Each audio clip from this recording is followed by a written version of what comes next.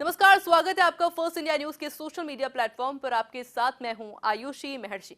जब दुनिया एक और यूक्रेन युद्ध, गाजा संघर्ष और एशिया में बढ़ते भू राजनीतिक तनाव से जूझ रही है, ठीक उसी समय यूनाइटेड किंगडम ने एक सैन्य और रणनीतिक रूप से बड़ा कदम उठाया है।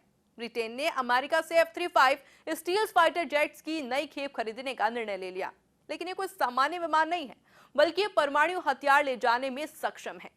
F-35 अमेरिका द्वारा निर्मित दुनिया के सबसे एडवांस फाइटर जेट्स में से एक है और ये रडार से बच सकते हैं, लंबी दूरी तक मार सकते हैं और एक साथ कई लक्ष्यों को निशाना भी बना सकते हैं।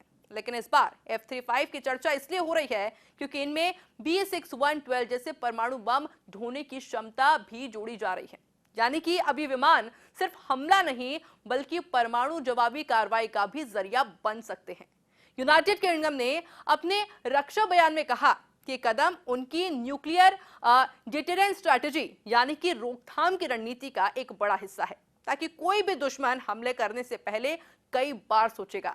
लेकिन इस फैसले पर सवाल यह उठता है कि खासकर ऐसे समय में जब रूस और नाटो देशों के बीच में पहले से ही बेहद संवेदनशील माहौल बना हुआ है, ऐसे में रक्षा विशेषज्ञों का यह मानना है कि परमाणु सक्षम F-35 का आना यूरोप में परमाणु संतुलन को और भी ज्यादा अस्थिर कर सकता है।